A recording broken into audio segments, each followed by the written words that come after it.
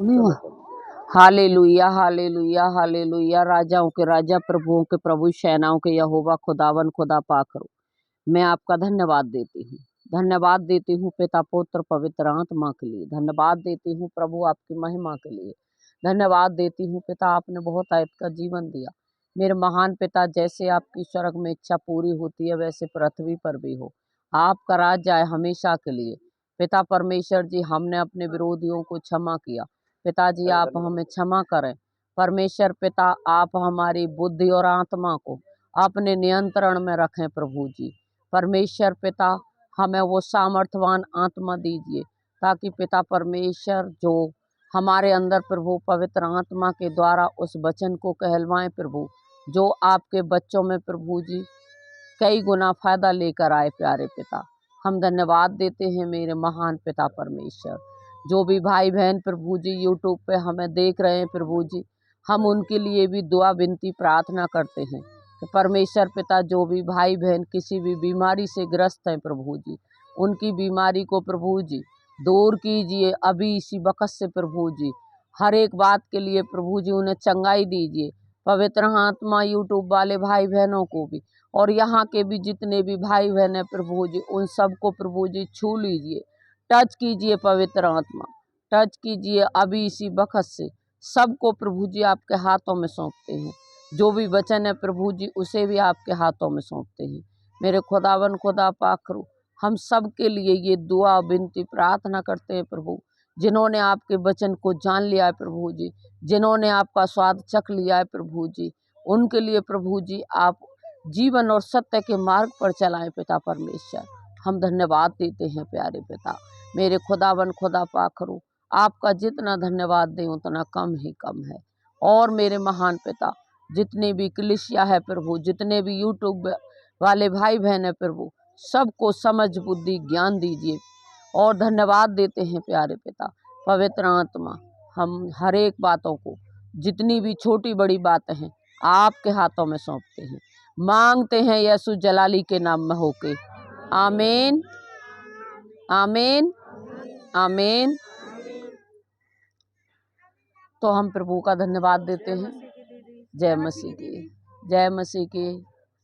तो हम प्रभु का धन्यवाद देते हैं आज के लिए, जो प्रभु ने आज का दिन चुना अपने वचन के लिए प्रभु जी ने, और परमेश्वर पिता ने आज का ये सुंदर सा घड़ी ये जो दी है हमारे लिए, हम इसमें आगे बढ़ें और प्रभु के कामों में आगे बढ़ें।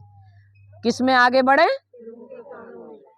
प्रभु के कामों में बढ़ें या अपने कामों में? तो परमेश्वर का वचन हमसे क्या कहता है? जहां मेरे नाम पर 2 या 3 इकट्ठा होते हैं, मैं वहां मौजूद होता हूं। तो प्रभु जी यहाँ पर मौजूद हैं। तो सब वचन खोलेंगे।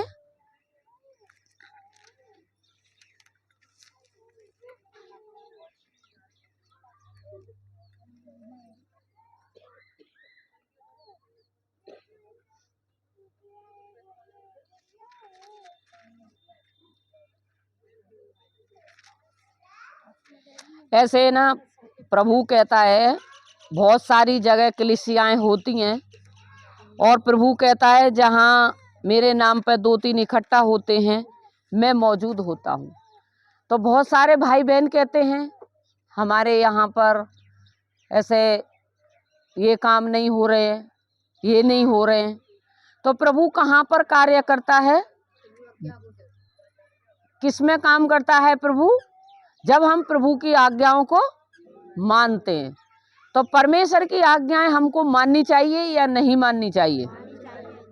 अगर हम परमेश्वर की आज्ञाओं को मानेंगे तो उसका क्रोध हम पे भड़केगा या नहीं भड़केगा? अगर हम परमेश्वर की आज्ञाओं को मानेंगे तो परमेश्वर का क्रोध हम पे भड़केगा या नहीं भड़केगा? नहीं भड़केगा। क्यों नहीं भड़केगा? क्योंकि हम उनकी आज्ञाओं को मानते हैं। तो परमेश्वर हमारे लिए उन आज्ञाओं को देता है जो कभी हमने सोची नहीं, जो कभी हमने जानी नहीं। प्रभु हमें किससे बताता है? वचनों के द्वारा। जैसे अभी दीदी को प्रभु ने ऐसे दर्शन दिया और वो कह रही थी कि मैं हंस रही थी। तो किसका दर्शन दिया? ये किसका दर्शन दिया? कितने लोगों को पता है? स्वर्ग का दर्शन। स्वर्ग का दर्शन कब होता है? जब भाई बहन प्रार्थना में लगे रहते हैं। प्रार्थना में लगे रहते हैं तब दर्शन होता है, या अपने घर के कामों में लगे रहते हैं तब दर्शन होता है? जब हमारा नियम परमेश्वर के लिए होता है, जैसे हमें प्रभु ने कहा है कि तू सारे दशमांश, जितने भी दशमांश हैं तू मेरे भंडार में ले आ, तो ऐसे ही हमें अपनी प्रार्थना का 10वां अंश भी हमें किसको देना चाहिए? परमेश्वर को। क्या हम 10वां अंश रात दिन का प्रभु के लिए प्रार्थना करते हैं? कौन कौन भाई बहन ऐसे हैं जो परमेश्वर के 10वें हिस्सा की प्रार्थना करते हैं? हाथ खड़ा करेंगे, हाथ खड़ा करेंगे। कौन कौन करता है? देखिए यहाँ प्रभु मौजूद है, हाथ मत उठाना। अगर आप 2 घंटे 30 मिनट प्रार्थना नहीं करते तो हाथ मत उठाना।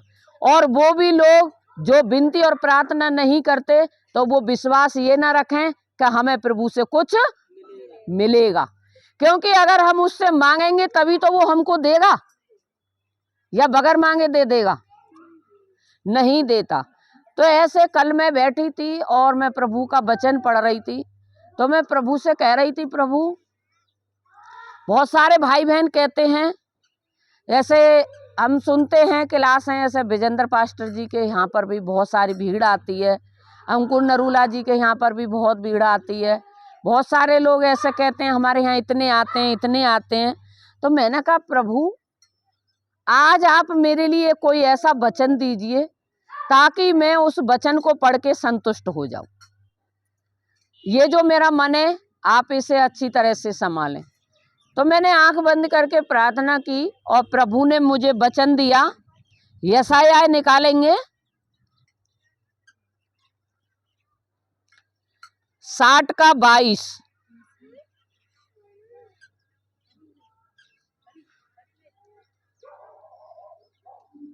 पेज नंबर है 881।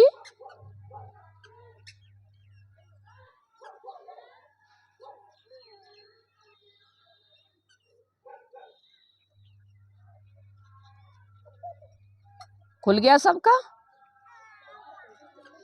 पेज नंबर 881 यशायाह 60 का 22 पुराना नियम है। छोटे से छोटा 1000 हो जाएगा और सब दुर्बल एक सामर्थी जाति बन जाएगा। मैं यहोवा हूँ, ठीक समय पर यह सब कुछ शीघ्रता से पूरा। तो ये बात किसने कही है? किसने कही है? यहोवा कौन है? परमेश्वर। यहोवा हमारा परमेश्वर है। उसने मेरे से वचन से बात की।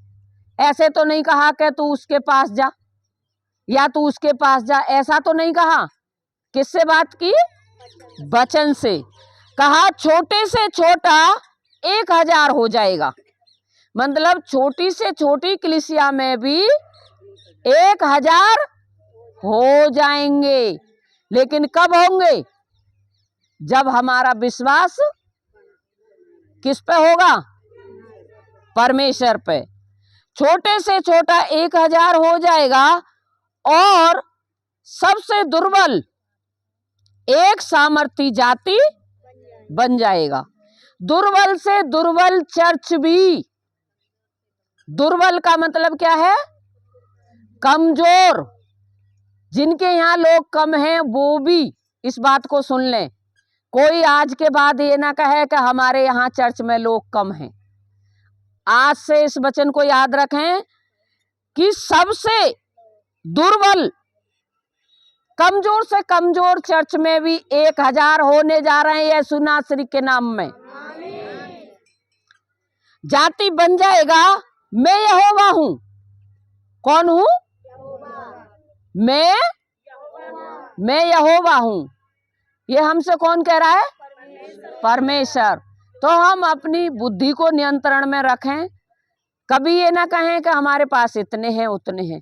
अगर स्वर्ग जाने वाले हमारे पास 10 भी लोग हैं तो वो 10 लाख की बराबर है। और इस बात की कभी ये मत कहना कि हम ये करेंगे वो करेंगे। ठीक समय पर, कौन से समय पर? ठीक समय पर जो अच्छा समय आएगा यहोवा उसको पूरा करेगा। ठीक समय पर यह सब कुछ थोड़े की कह रहा है, किसकी कह रहा है? सब कुछ।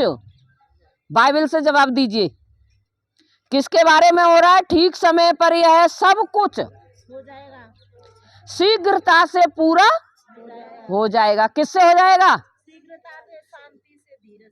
शांति धीरज बनाए रखें, सब कुछ क्या होगा? पूरा हो जाएगा। तो ये किसने वादा किया है? परमेश्वर ने किया है या किसी मनुष्य ने? परमेश्वर ने किया है, क्योंकि परमेश्वर हमारे लिए किसी भी चीज में घटी नहीं होने देगा। हमारा मन ईश्वर की ओर होना चाहिए। आगे फिर इसी में पढ़ेंगे 60 में, यहीं पर है, ज्यादा खोलने की जरूरत नहीं। उठ प्रकाशवान हो, क्योंकि तेरा प्रकाश आ गया है और यहोवा का तेज तेरे ऊपर उदय हुआ है। क्या हुआ है? उदय हुआ है। उठ प्रकाशवान हो, ये किस लिए कह रहा है? हमारा प्रकाश अंदर से क्या निकल गया है? ये किस लिए कह रहा है?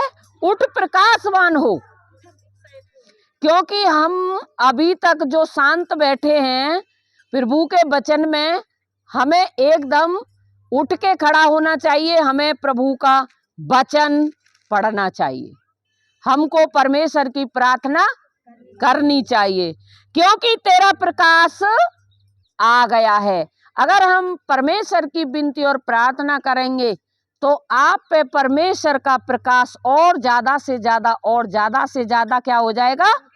चमकेगा। प्रकाश का मतलब क्या होता है? रोशनी, उजाला। हमारा चेहरा ऐसे चमकना चाहिए जैसे धूप पड़ती है तो चेहरा कितना चमकता है? चमकता है ना? ऐसे ही परमेश्वर का जो वचन है हमारे चेहरे पर उसकी क्या होनी चाहिए? चमक होनी चाहिए। हमारा प्रभु हमको चमक देगा या हमको गिरा देगा? कौन कौन विश्वास करता है चमक देगा?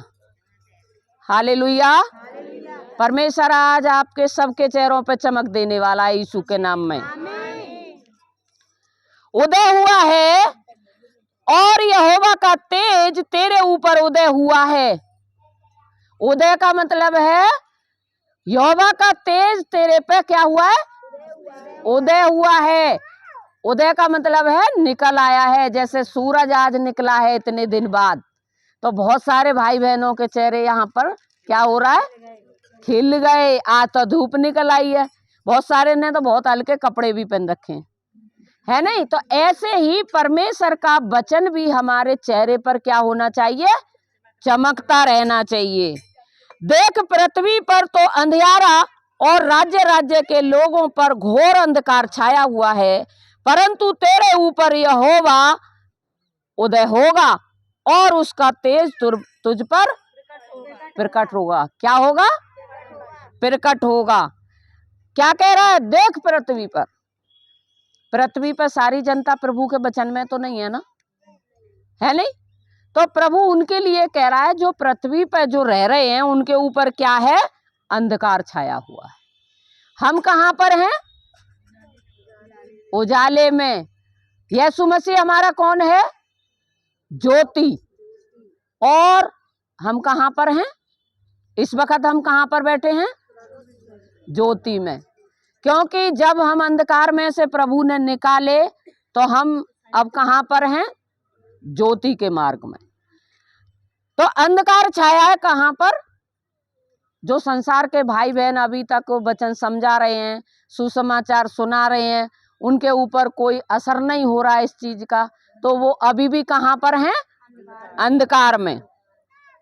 अंधकार छाया हुआ है, जैसे कोहरा नहीं खुला 15-20 दिन तक, परंतु तेरे ऊपर यहोवा का उदय हुआ और उसका तेज तुझ पर प्रकट होगा। उसका तेज हम पर कब प्रकट होगा? जब हम प्रभु की हजूरी में बरकरार बने रहेंगे, तब हमारे ऊपर यहोवा का तेज उदय होगा, चमकता रहेगा। जाति जाति तेरे पास प्रकाश के लिए और राजा तेरे आरोहण के प्रताप की ओर आएंगे। जब सारे काम हमारे अच्छे अच्छे होंगे और हमारा चेहरा चमकता रहेगा, तो हर एक जाति का लोग पूछेगा। ऐसा नहीं है कि कोई जाति वाला ही पूछे, हर एक जाति का लोग पूछेगा, हाँ भाई तेरा चेहरा बड़ा चमकता रहता है, क्या बात है, बहुत खुश नजर आते हो, कोई बात है क्या? तो तुम उससे क्या कहोगे? हम किसकी संतान है? प्रभु की संतान। तो तुम बड़े घमंड के साथ कहोगे हमारा प्रभु यीशु मसीह है, इसलिए हमारा चेहरा हर समय क्या रहता है? चमकता रहता है। तो आज से अपने चेहरों को चमकाओगे या अंधियारे में रखोगे या उजाले में रखोगे? उजाले में रहेंगे। अपनी आंखें चारों ओर उठाकर देख, वे सब के सब इकट्ठे होकर तेरे पास आ रहे हैं, तेरे पुत्र दूर से आ रहे हैं और तेरी पुत्रियां हाथों हाथ पहुंचाई। कौन पहुंचाई जा रही हैं? कौन सी पुत्रियां? देखो ओल से कितनी दूर से आई हैं। ये कौन है? परमेश्वर की, वो भी ओल से आई हैं। देखो और भी बेचारी महुवन से आई हैं। महुवन तो दूर ही पड़ता है, ओल भी दूर पड़ता है। कितने लोग भाई बहन कितनी दूर दूर से आए हैं। तो ये कौन पहुंचा रहा है? कौन पहुंचा रहा है? एक बार मुझे जोर से तो बता दीजिए कौन पहुंचा रहा है? बोलो यहोवा परमेश्वर की, बोलिए प्रभु यीशु मसीह की। तो परमेश्वर यहाँ पर किसको पहुंचा रहा है? अपने पुत्र और पुत्रियों को। क्यों पहुंचा रहा है? तू वहां जा, वहां पर मेरा वचन सुन और वचन को चौकसी से सुनना और उसको मानना, तब तू इसे देखेगी और तेरा मुख चमकेगा, तेरा हृदय थरथराएगा और आनंद से भर जाएगा। अगर हम यहोवा का भय मानेंगे और परमेश्वर की आज्ञाओं पर चलेंगे तो क्या हो जाएगा? हमारे अंदर क्या भर जाएगा? आनंद। अभी तो वचन पढ़ा था, अभी जोर से बोला करो, क्या भर जाएगा? आनंद। आनंद में रहना चाहते हो? तो आनंद में रहना चाहते हो तो परमेश्वर की आज्ञाओं को माना करना। और थोड़ा सा और खोलेंगे, जाएंगे कुरिन्थियों में, नया नियम में, पहला कुरिन्थियों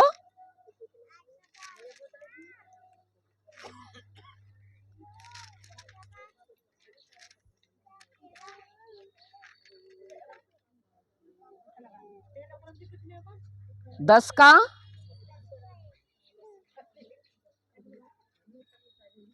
1 कुरिन्थियों 10 का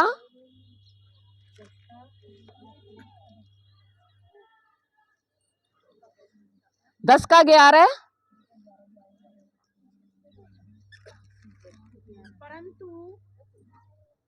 परंतु ये बातें जो उन पर पड़ी दृष्टांत की रीति पर थी, और वे हमारी चेतावनी के लिए जो जगत के अंतिम समय में रहते हैं लिखी गई। आगे पढ़ दो। इसलिए जो समझता है मैं स्थिर हूँ, वह चौकस रहे कि कहीं गिर न पड़े। तुम किसी ऐसी परीक्षा में नहीं पड़े जो मनुष्य के सहने से बाहर है।